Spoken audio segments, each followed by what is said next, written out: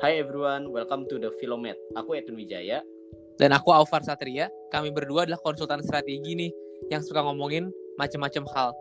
Di podcast ini kita bakal diskusiin banyak topik dari politik, bisnis, investasi, dan keuangan, dan juga topik lainnya seperti fisika, filosofi, dan agama. Walaupun kami memiliki pekerjaan yang sama, tapi kami datang dari background edukasi, keluarga, dan latar belakang yang sangat berbeda. Oleh karena itu, kami bakal membawa berbagai perspektif dari kita masing-masing saat kita berdiskusi mengenai topik-topik tersebut. Bila kalian punya topik yang mau kita diskusin juga, langsung aja menghubungi kami di Instagram @philomet.id. Thank you guys. Cheers.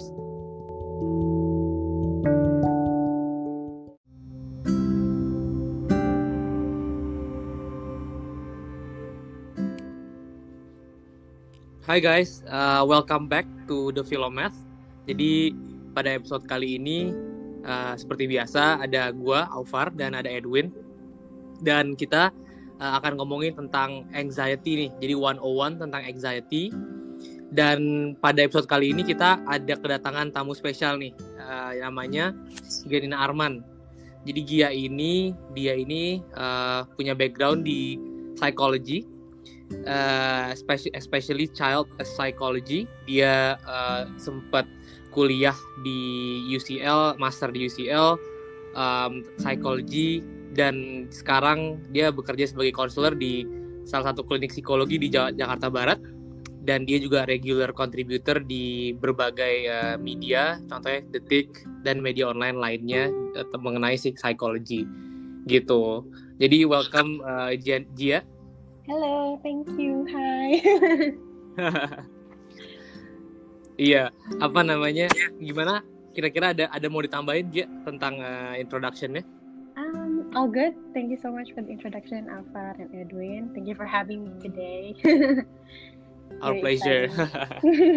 Soalnya menarik banget nih, apa namanya? Karena kan pada zaman sekarang kayaknya mental health tuh bener-bener perlu dikedepankan gitu ya. Karena sepertinya di Indonesia juga agak dianggap remeh ya. Gimana tuh Gia kira-kira? Bener banget sih. Mungkin sekarang udah akan lebih better daripada dulu. Because mungkin ada dengan social media, terus orang lebih banyak yang raise awareness ya, kayak misalnya artis atau influencer, selebgram stuff.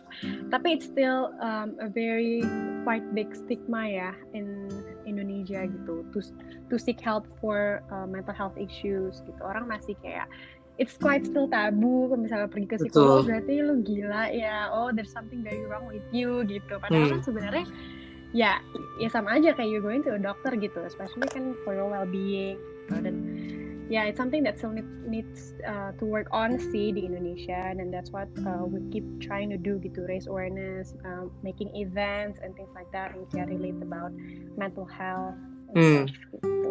Iya, setuju sih, padahal penting banget ya, karena kan health itu kan nggak cuma physical tapi juga mental juga, dan it's equally important gitu kan.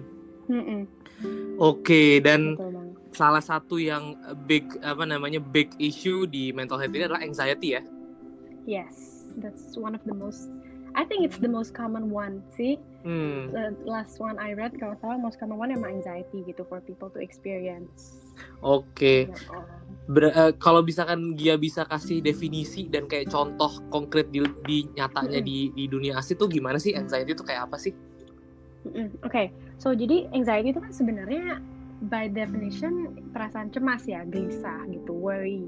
Itu sebenarnya when you think about it, anxiety itu more of a feeling, more of an experience gitu. Jadi it's very normal for everyone to experience anxiety at some point in their life gitu. Anxiety kan bisa kayak misalnya kita takut nih besok ujian, terus susah, terus sampai kepikiran gitu sampai malam, that's anxiety gitu. Itu feeling anxious, it's something yang kayak most people would experience. Even nggak only in adults, in children or even in infants juga mereka bisa experience anxiety gitu. Tapi ya different ways of experiencing or exposing it gitu. Jadi anxiety by the end of the day it's in its experience gitu. Tapi kalau it's the way we handle it, the way we manage it gitu. Contoh-contohnya ya misalnya kita feeling worry, excessive worry, terus kayak gelisah terus, cemas, terus takut, overthinking, sampai mungkin kalau udah sampai parah bisa sampai nggak bisa tidur. Itu salah satu contoh adanya anxiety gitu. Dan kalau misalnya kita nggak tahu how to manage it well, dan itu kayak keep building up, dan that type of anxiety itu bakal menjadi will lead to anxiety disorders gitu, or even maybe some other type of mental health disorders gitu. Jadi it's very important to really identify when you're feeling anxious, dan find ways how to manage it gitu. Oke, menarik nih. Apa namanya? Iya, kalau anxious sendiri, kalau gue personal gitu kan, sebenarnya kan sering juga ya, misalnya mau interview gitu kan, contohnya. Kalau misalnya tuh, wah tegang nih, gimana nih besok misalkan interview, atau misalkan mau presentasi, itu sering banget ya kalau misalkan personally, kalau mau presentasi pasti kan jittery segala macam, takut gitu kan. Emang sering sih, apalagi di dunia profesional setiap hari ya. Tapi mungkin pertanyaan menarik dari gue adalah, sebenarnya kan itu respon kita sebagai manusia gitu kan, kayak takut, karena kan pada akhirnya karena kita takut, maka kita gimana ya, kita lebih fokus gitu. Misalkan kayak ada fight or flight response gitu. Misalkan kita tegang nih kan, jantung berdebar, jadinya otaknya flow darahnya lebih lancar, dan itu membuat kita lebih sharp kan. Jadi sebenarnya apakah itu diperlukan gitu kan, si anxiousness ini, atau gimana sih kalau itu buruk gitu? Karena kan ada baiknya tapi ada buruknya juga. Jadi kira-kira gimana sih kayak balance ininya, anxiety itu? I think it can be both, benar sih kata Alvar bilang. It can be both a motivator, sama mungkin kalau parah ya bisa malah bring us down gitu kan.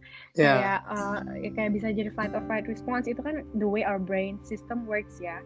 Ada this certain part of our brain, the nervous system, yang kayak ke-triggered, it's called the amygdala, terus jadi muncul ada fight or flight response. Nah, tapi kalau misalnya kita don't know how to manage it, nanti dia akan memicu this certain neurotransmitter, yaitu namanya cortisol, yang bakal memicu stress level kita. Nah, itulah dimana kita jadi malah nggak jadi motivate kita gitu loh. Kita malah jadi mikirnya ke stress, dan malah jadi nggak bisa function that well gitu. Jadi it's best to misalnya early on to identify gitu benar-benar what are we feeling, apa yang kita experience, apakah we feeling this anxious, it's okay, dan how to deal with it gitu. Nanti kita akan ada so many ways to manage anxiety sih, yang nggak harus pergi ke professional help gitu kalau misalnya masih very mild type of anxiety ya. Oke. Jadi pertama memang acknowledge dulu ya. Kita lagi anxiety nih gitu kan. Jadi pertama itu yang paling penting ya. Yes, benar banget. Identify. Biasanya gejala-gejalanya apa aja tuh Gia tuh? Kalau misalkan kayak misalnya lu gimana Win? Kayak lu kayak pas kalau ngerasain anxiety, kayak lu yang lu rasain tuh kayak gimana sih Win? Mungkin ini gimana Win kalau lu? Kalau aku sih anxiety kayak udah normal banget ya, apalagi sejak kita mulai kerja nih. Soalnya apalagi besok misalnya ada meeting atau ada presentation, pasti aku malamnya pasti kayak nggak bisa tidur, kepikiran mulu. Mungkin kalau aku pakai heart tracker juga, mungkin kalau besok ada big meeting hari sebelumnya, mungkin heart rate-ku juga bisa naik tuh. Itu mungkin sih yang aku ngerasain kalau anxiety gitu. Kalau itu kira-kira normal gak ya gitu? It is totally normal sih. Maksudnya emang symptoms-nya of anxiety itu kan biasanya kayak excessive worry, terus misalnya kayak kita jadi restless, heart rate-nya naik gitu kan. Terus mungkin kan sometimes jadi jadi nggak bisa konsen, racing thoughts gitu, overthinking kemana-mana gitu kan.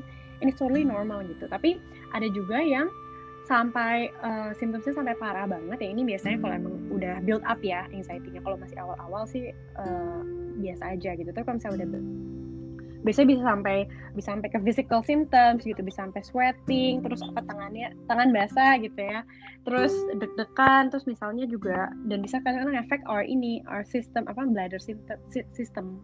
Jadi biasanya I found kayak banyak banget dengar cases di mana orang itu dia merasa dia dapat punya GERD, asam lambung, Tapi pas mereka ke dokter itu sebenarnya there's nothing really wrong gitu. Maksudnya nggak ada bukan karena the physical, tapi ternyata itu your anxiety yang kayak ngebikin your GERD naik gitu, ya asam lambungnya naik gitu.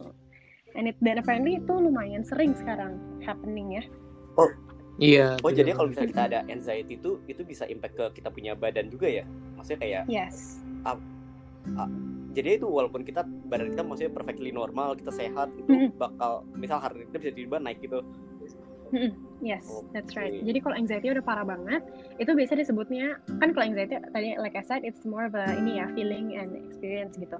Tapi kalau udah sampai misalnya kena ke physical symptoms, dan physical symptomsnya itu nggak bisa di latar belakangnya atau dijelasin oleh actual physical reasons, itu udah ke arah ke namanya psychosomatic disorder gitu, psychosomatic gitu. Jadi something yang sebenarnya itu from your mental, from your mind, yang affecting sampai ke your physical body gitu. Sampai kalau bisa sampai parah, bisa sampai kayak gitu. Jadi, iya menarik sih. Kayak gue juga sering sih kayak tiba-tiba sakit perut gitu kan ke fermentasi, atau misalkan kayak pusing gitu kan tiba-tiba. Yes. Jadi emang connection dari mental ke physical emang lumayan gede ya. Iya, betul. Dan tadi menarik juga tuh yang psikosomatik. Jadi gejala-gejala yang dialamin kadang-kadang misalnya orang ke dokter gitu ya. Oh ternyata nggak ada yang aneh nih dengan badannya. Ternyata pas diselidiki, oh itu lebih ke mental gitu. Jadi memang itu membuktikan banget bahwa betapa pentingnya gitu kan mental health terhadap kehidupan kita gitu kan ya. Oke. Dan tadi kan dia bilang ada yang anxiety yang biasa gitu kan, yang perasaan yang kita rasain, sama yang udah mulai borderline yang harus misalkan seek help gitu ya. Yes. Nah itu yang seek help itu yang seperti kayak gimana ya bentuknya ya, dan siapa tahu soalnya orang-orang yang denger kan ternyata nih di portion yang ini dan dia misalkan perlu, atau misalkan ternyata yang gue alamin anxiety biasa aja nih. Itu kira-kira perbedaannya apa? Dan cause-nya, trigger-nya tuh apa-apa aja ya Gia? Jadi kalau anxiety itu kan kalau dia udah masuk sampai ke disordernya, itu berarti kan udah excessive feelings of anxiousness gitu ya. Udah worried banget yang sampai dan ketakutan yang sampai interfere with our daily functioning gitu, sampai nggak bisa konsentrasi, nggak bisa produktif, sampai nggak bisa tidur. Nah itu tuh berarti you need help gitu.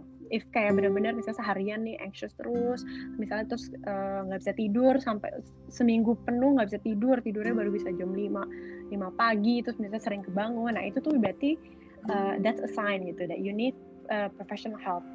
Dan anxiety disorders itu ada banyak within kalau di classification-nya itu includes ada generalized anxiety disorders, itu dimana kayak you anxious as a general gitu, you anxious in everything gitu loh, dikit-dikit cemas, dikit-dikit aduh takut gini gitu, itu generalized anxiety disorder atau GAD.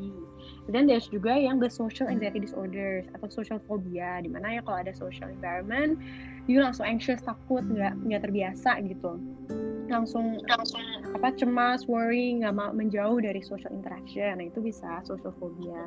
Terus ada juga yang fobia biasa, kayak kita misalnya takut sama binatang, atau misalnya kayak claustrophobic gitu-gitu, itu masuk ke dalam anxiety kan, soalnya itu takut gitu. Ada PTSD juga, dimana kita itu based on stress, post traumatic stress disorder. Kalau itu kan berarti cause-nya obviously dari trauma ya. Trauma yang ngebuat kita jadi constantly takut, constantly worrying gitu.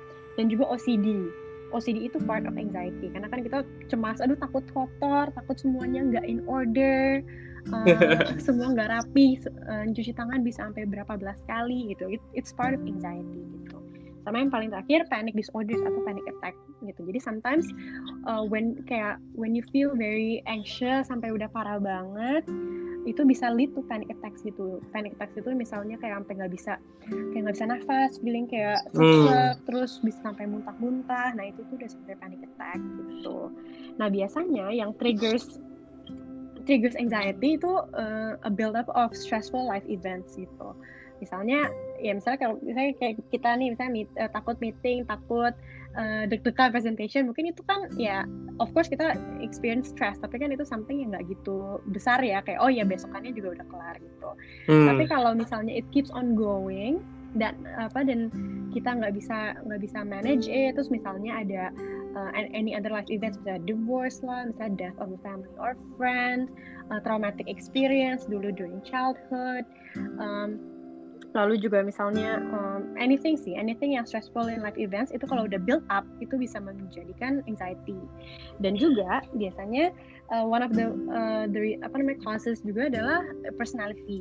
Jadi your own personality itu ada certain type of personality, I'm not sure sih ya yang which one yang mana, tapi ada certain type of personality yang memang lebih prone to experience anxiety gitu loh.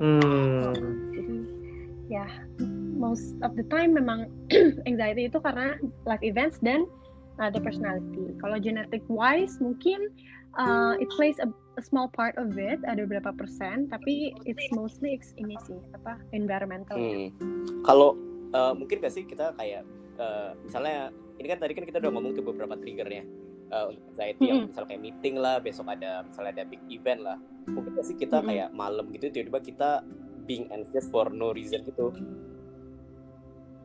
Bisa aja sih. Itu kalau kayak gitu tuh apa ya, itu apakah emang kayak di pikiran kita atau itu ada something yang kayak mungkin yang dulu banget tapi kita nggak tahu kalau itu jadi triggernya gitu. Bisa juga karena kan bisa aja ada something yang happened in the past yang mungkin kita subconsciously not realize kalau itu makes us kayak worry atau makes us anxious atau takut gitu, tapi nanti tiba-tiba muncul gitu, ada dia kayak nge-trigger something out of that anxiousness, kayak mungkin karena kita juga ada sebelumnya baru merasa anxious about misalnya meeting atau about presentation gitu loh. Jadi dia bisa nge-bring along past experiences yang mungkin dulu kita belum anxious tapi sekarang kita menjadi anxious because of it gitu. Jadi it's very complicated ya. Very tricky gitu. Kalau misalnya nih kayak misalnya nih kayak besok ada meeting besar nih, terus tiba-tiba kita kepikiran nih meeting yang dulu yang kita pernah ngelakuin yang kita misalnya kurang performance kita kurang baik dan itu jadi haunt kita terus nih. Itu kan membuat kita jadi jangan-jangan besok itu meetingnya bakal kayak yang dulu lagi nih, bakal jelek lagi.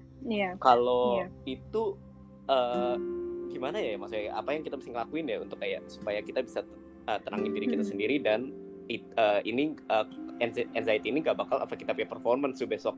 Karena kan kadang ini bisa jadi kayak self-fulfilling prophecy juga kan kalau kita beneran percaya anxiety ini.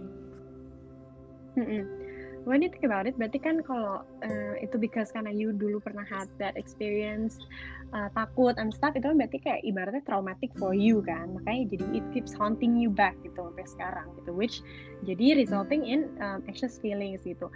Yang itu berarti again like I said, if you have to identify gitu, jadi sebenarnya selama ini apa aja sih yang bikin you anxious gitu, benar-benar di identify, di list down gitu. Biasanya sih one of the things yang I suggest to clients adalah to do journaling gitu. Jadi every day you write down kayak apa sih yang what's happening today gitu. Mungkin when you don't feel anxious that day, you just keep writing down gitu. Every day nanti pas the next session kita discuss apa aja udah ditulis, and then we identify biasanya kayaknya ini ngebuat you cemas deh gitu zaman dulu. Kenapa this experience itu membuat you cemas? Mungkin this is the first trigger gitu. And then dilihat lagi gitu core problemnya apa, kenapa sih ini membuat you very anxious gitu. Nah dari situ ya dilihat gitu, dicoba diselesaikan kayak masalahnya apa, dicari tahu, dan ya hopefully dia bisa make peace with that experience gitu loh. Jadi nggak haunting back lagi sekarang gitu. One of the ways adalah journaling sih. Kalau udah build up gitu ya, udah banyak dari zaman dulu terus haunting back lagi. Gitu. Oke, jadi salah satu cara untuk manage anxiety menarik yang pertama journaling ya, tadi. Nah itu kan kalau misalkan in the past kan masalahnya, tapi kadang-kadang sering juga kan kayak contohnya gue mau menghadapi sesuatu yang belum pernah gue hadapi sebelumnya gitu. Misalkan gue mau bungee jumping gitu, terus kayak kemarinnya gue takut nih, aduh gimana nih, gue nggak pernah nih bungee jumping sebelumnya, gimana ya rasanya kan gitu. Itu kan nggak mungkin journaling karena kita nggak pernah kan. Kalau misalkan yang that type of anxiety, kira-kira gimana ya, sama mungkin other ways to manage anxiety gitu. Biasanya kalau itu kita bisa kasih suggest itu do some relaxation techniques, jadi teknik relaksasi. Itu ada beberapa. Yang paling core itu, yang paling umum dan basic adalah breathing techniques. Gitu. Ini sering banget sih gue, apalagi so far gara-gara dengan COVID ini kan obviously anxiety-nya makin everywhere, mungkin bisa ngerasa anxious gitu kan, dengan this level of uncertainty gitu in this world. Tapi misalnya yang I suggest adalah breathing techniques. Jadi try your best to find a good space yang nyaman, boleh tiduran, boleh duduk, and then we listen to our breath gitu pelan-pelan. So we deep inhale, we breathe for ada ininya, ada waktunya. Jadi we breathe, inhale with our nose misalnya for 4 seconds, then we hold for 7 seconds, and then we slowly release our breath with our mouth for 8 seconds gitu. Nah itu kita ulang-ulang, dan I've tried it before and actually help gitu. Apalagi during malam-malam ya, kalau nggak bisa tidur gitu kayak, atau misalnya tiba-tiba panik atau tiba-tiba excessive worry gitu, coba that breathing techniques gitu, karena itu benar-benar menenangkan your mind, your body, your heart rate gitu, jadi lebih cepat, lebih tenang gitu. Itu salah satunya. Terus other than that ada grounding. Grounding itu dimana you try to sense everything that's around you gitu. Misalnya you lagi duduk di taman gitu ya. Terus you coba pegang rumputnya. Then you try to kayak identify ini rasa teksturnya gimana ya, warnanya apa ya, bentuknya gimana ya gitu. Jadi you try to live in the present gitu. Ini semua all based on I don't know if you guys have heard the concept of mindfulness. It's very important in this ini ya. And I think in every way of managing ini sih mental health illness, mindfulness itu plays a very big role. Dan itu mindfulness ini sebagai first aid-nya gitu loh. Jadi awal-awal to help ourselves lebih grounded, lebih tenang, itu adalah melakukan mindfulness ini. Nah itu salah satunya dengan grounding, yang you try to experience everything that's around you, pelan-pelan living in the present gitu. It's basically our ability to live in the present. Coba try to sense apa sih yang kita rasain, bentuknya tuh apa, without judging first. Kayak misalnya kita lihat nih ada pohon, itu pohon mah gede banget, itu pohon apalah, serem gitu. Nah kita try to pelan-pelan lihat detailsnya, itu pohonnya warnanya kok gini ya, teksturnya kok gini ya, kok beda ya gitu. Jadi that way you jadi lebih jadi lebih living in the present, lebih santai, lebih tenang gitu. Your mind jadi nggak wander around gitu. You focus on what's really in front of you, and that's all gitu, nothing else. Nah terus and one of the ways juga adalah meditation. Itu kan juga part of mindfulness ya. You focus, you breathe, really focus on your breathing gitu. Focus on what's happening right now, closing your eyes gitu. Benar-benar trying our best, mungkin nggak mudah, tapi trying our best to cancel out any noise gitu around us gitu. Dan ya kalau memang misalnya sudah itu nggak bisa, masih belum membantu sama sekali, then that means that you need to seek professional help gitu. Aku ada pertanyaan nih tentang yang pertama nih, tentang yang pertama sama yang ketiga, mungkin yang kita tenangin pikiran kita ya. Aku kan pernah coba tuh kayak meditation gitu, tapi in the middle of meditation malah kayak thoughts itu malah kembali gitu ke pikiranku ya. Jadi bukannya membuat aku lebih tenang, tapi malah jadi lebih mikir A, mikir B, mikir C, jadi malah mikirnya jadi makin banyak. Am I doing it wrong gitu kayak meditationnya? No, itu nggak wrong sama sekali, karena even maksudnya saya juga kayak gitu tengah-tengah pasti kan lagi misalnya 25 menit nih kita ikut meditation, terus tengah-tengah kayak aduh kok kayak lama, terus jadi kepikiran hal-hal lain gitu kan, kayak wah malah jadi anxious sendiri, and it's totally normal gitu loh. Itu something yang kayak emang kita practice kan, it's a practice gitu. Jadi that's okay if kayak mas muncul, try our best aja to go back, to focus back on the present, on what we have right now, appreciating, being grateful for everything that we have right now, right here gitu. Terus and then you do it again gitu, karena kan it's a work in progress ya. It's not something that you cuma sekali do meditation and then you hope, oh okay I'm done, I'm anxiety free gitu, I'm anxious free gitu. Enggak gitu, and it applies to everything sih ya, in mental, at least for in mental health illness ya. It's everything, it's a work in progress. You pelan-pelan gitu. Even during breathing techniques juga, kalau di tengah-tengah tidur sometimes I juga takes a very long time gitu untuk bisa sampai tenang, karena tengah-tengah nanti tidur deg-degan lagi atau panik lagi gitu. Jadi as long as you pelan-pelan do it routinely gitu, I think hopefully it will help gitu. Oke.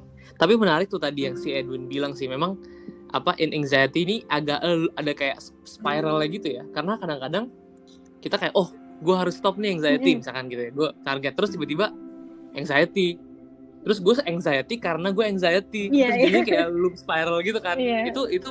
Itu yang apa namanya, itu yang agak ini ya, yang agak tricky-nya di situ ya. Sebenarnya sama kayak meditation tadi gitu. Soalnya gue juga sebenarnya practice meditation udah beberapa tahun juga nih, dan I can say that it really helps gitu kan. Bener yang tadi dia bilang, itu ngebantu banget. Terus kayak tadi breathing techniques, grounding, emang bener kayak it's a process. Jadi tadi kata Edwin kayak misalnya kalau meditasi kepikiran itu nggak apa-apa, Win, kalau dari pengalaman gue ya, karena it's the process, dan kayak meditation tuh nggak bakal bisa perfect gitu. Jadi jangan anxiety karena lo nggak perfect, karena itu bakal nambah masalah gitu.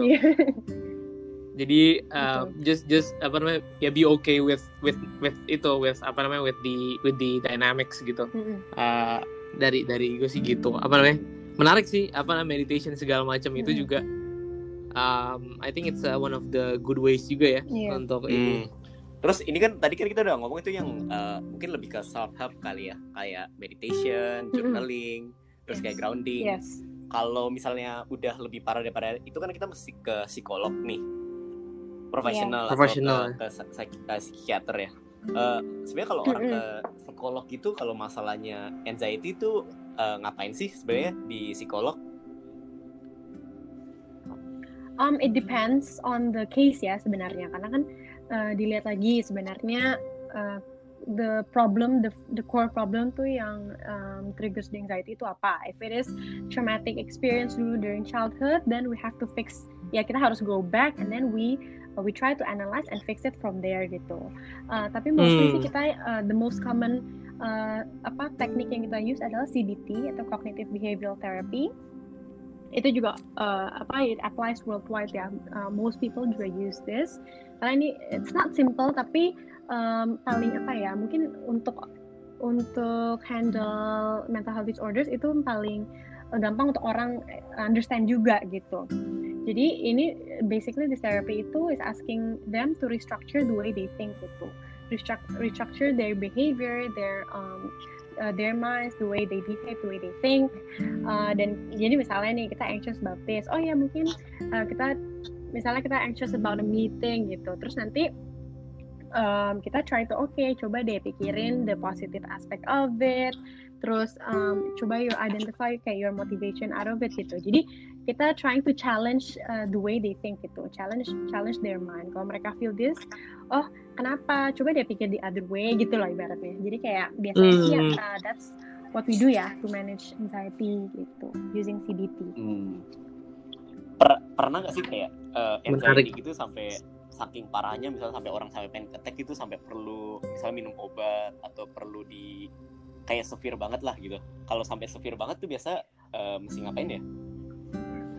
Bisa ada yang kayak sampai panic attack parah gitu, terus mungkin sampai muntah-muntah, heart rate tinggi gitu. Mungkin kalau sudah sampai separah itu dan any of the self help techniques tadi itu nggak bisa bantu, mungkin obat bisa bantu. Tapi itu kan berarti psikiater ya yang harus kasih gitu. Nanti ada prescription dari mereka, dan tapi by the end of the day itu kan temporary relief gitu. Jadi nanti harus di-identify lagi kenapa problemnya gitu, baru di perlahan-lahan slowly dicari tahu gitu cara how to manage it gitu dengan psikolog gitu. Kalau misalnya ini mungkin pertanyaan lagi nih dari aku nih, kalau misalnya kayak mental health gini, kan kebanyakan kita itu solutionnya itu dari kita sendiri atau dari orang lain ya? Kayak maksudnya berarti kita bisa sembuh, apakah itu kita dari pikiran kita doang, atau emang ada trigger yang lain yang bisa membuat kita sembuh, misalnya kita ke psikolog atau apa gitu? Sebenarnya mungkin secara garis besar mungkin kita sendiri, karena it's all in our minds kan. Tapi our social environment, misalnya ada encouragement, ada social support, moral support dari our environment, misalnya whether family, whether psikolog kita gitu atau friends, itu definitely help a lot. Especially kalau misalnya the case itu you itu anxious because of something yang happen with your family or friends gitu. Obviously, misalnya apakah ada yang berubah di antara family or friends, itu definitely akan affect your well-being gitu. Tapi kalau emang deep down awalnya itu hanya muncul dari kita sendiri, misalnya that overthinking and stuff, itu by the end of the day sebenarnya dari kita gitu. Itu the way our think kan, the way we think. Terus dan kalau misalnya, tapi it's definitely helpful gitu. Misalnya orang lain di luar bisa provide support. Misalnya kita very anxious mau meeting atau presentation, misalnya bosnya galak gitu ya. It will be very good gitu kalau the boss kan would kayak provide misalnya appreciation, gratitude, atau misalnya ya just a level of respect gitu to us. Itu kan definitely jadi membantu banget kan bagi kita gitu. Walaupun mungkin kita rasa hanya sedikit gitu efeknya, tapi deep down mungkin subconsciously itu definitely helping our minds and our well-being gitu. Oke.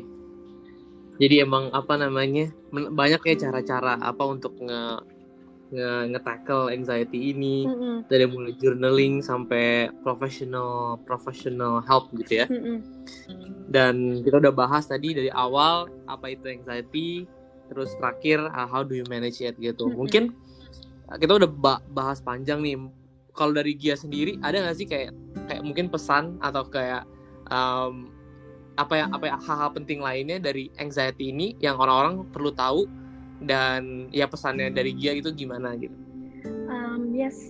Jadi for me, menurut aku just enjoy everything. Menurut aku paling penting adalah untuk to avoid anxiety yang parah atau stress worry adalah just try your best to live in the present gitu. I feel itu quite a very simple concept ya, tapi it's very very powerful gitu. It's very strong gitu. Just trying to appreciate what you have, what's in front of you gitu, gratitude gitu. And I think it helped me a lot by applying this concept during this pandemic situation gitu. Pas in the very beginning kan, especially pas baru mulai lockdown, terus the numbers of cases were rising gitu kan. Terus di luar juga kayaknya we never knew gitu, ini sampai kapan gitu. Dan people kayak keep counting down. Ini kita udah 2 minggu di rumah doang, bla bla bla. Kayak oh my god gitu. Dan what I did was kayak okay, ya udah nggak usah pikirin itu gitu. Karena since we don't know kita ini bakal sampai kapan, we might as well just try to find the positive gitu kan. Just try to live in the present. Okay, emang gue sekarang harus di rumah, then just do what you need to do when you're at home. Enjoy the small things lah ya. Enjoy the small things in life. Enjoy your family time. Just work. Enjoy your time working at home gitu. Yang selama ini always been wanting it gitu. Jadi very very important gitu, kayak for me just try to live in the present gitu. Try to be appreciative of what you have. Dan memang kalau misalnya, then it's okay to experience anxiety gitu. If you feel anxious and stuff, no need to be, gak usah takut gitu. Jangan takut you're alone atau enggak, karena it's a very natural thing, it's very common, and there are ways to manage it gitu. As long as you know the core problem and you know how to manage it well, then it should be okay gitu. And if not, then it's okay. You can always seek professional help gitu. Everything's gonna be fine gitu. Itu aja sih paling.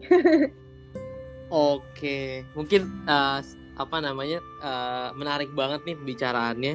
Mungkin 3 hal yang pendengar kita recap gitu ya, pendengar kita perlu resapin adalah tadi yang penting adalah how do you manage anxiety, karena kan tadi dibilang ya semua orang pasti mengalami ini dan it's normal gitu kan. Jadi yang pertama tadi ada journaling.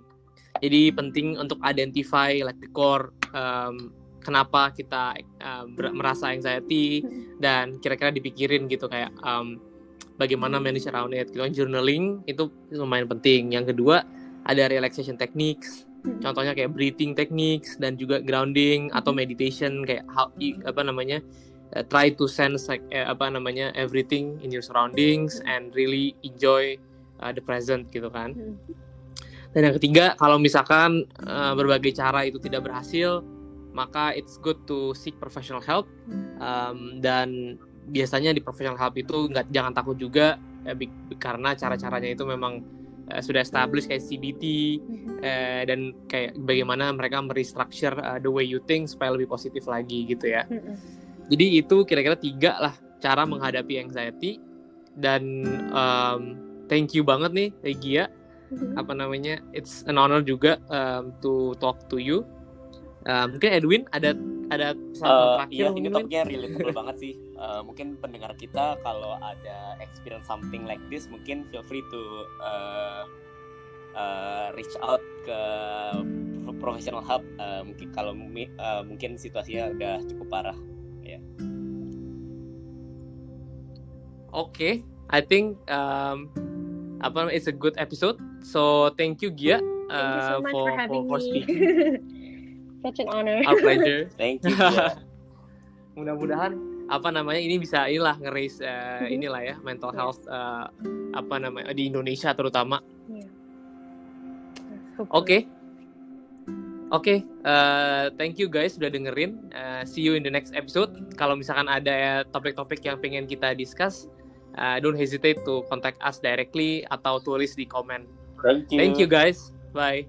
Thank you.